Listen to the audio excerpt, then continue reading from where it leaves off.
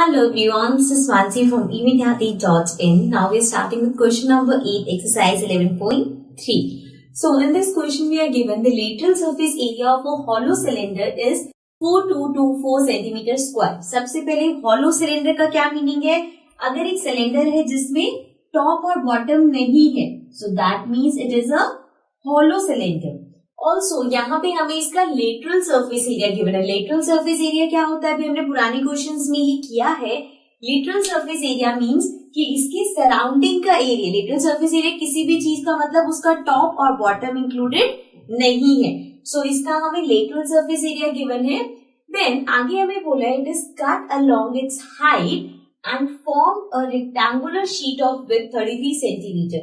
अब हमने उसकी हाइट से इसको कट कर लिया एक साइड से, और इसको जब ओपन किया तो we have opened it as a rectangular sheet जिसकी विड्थ हमें गिवन है 33 सेंटीमीटर. सो ये कैसे हुआ I show you. Let's suppose ये मेरे पास एक शीट है. So I form a cylinder with this like this. So this is a hollow cylinder right now, right. इसका कोई टॉप भी नहीं है, बॉटम भी नहीं है.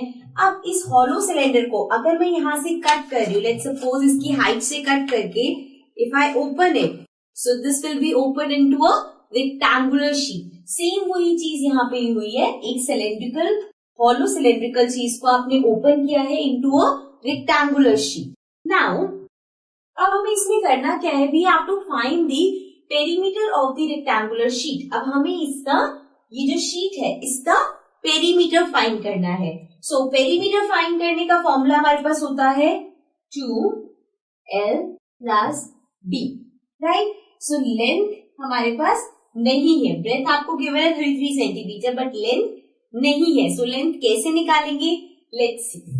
जो हमें यहाँ पे गिवन है which is the lateral surface area. अब इस हॉलो सिलेंडर का लेटरल सरफेस एरिया गिवन है, मींस लेट्स सपोज इसके सराउंडिंग का एरिया गिवन है. सो जब हम उसको ओपन करेंगे तो वो रेक्टेंगल का जो हमारी शीट है उसका एरिया बन जाएगा. So this means lateral surface area of cylinder is equals to the area of rectangular sheet, right. So now lateral surface area of cylinder is given to be 4 2 2 4 equals to area of rectangle क्या होता है? Length into breadth. So this is 4224 equals to length क्या है हमारे पास? नहीं given, so we write it as L into B. B is the breadth which is 33. So अगर मुझे यहाँ से length find करनी है तो 33 से जाके divide हो जाएगा. So this will be 4224 upon 33 equals to L. So let's cut this. ये हो जाएगा 1 1 3 की टेबल से कट कर रहे हैं. This will be 1 again. 12 हो जाएगा 4 जा and then 0 8. So हमारे पास आ गया 1408 upon 11. So इसको डिवाइड करके देखते हैं. 1408. So we'll start with 11 ones are 11. This will be 3 0. Then 11 twos are 22. So हमारे पास बचा 8 8 and 11 8s are 88. So this means the answer is, or we can say the length is 128 centimeter.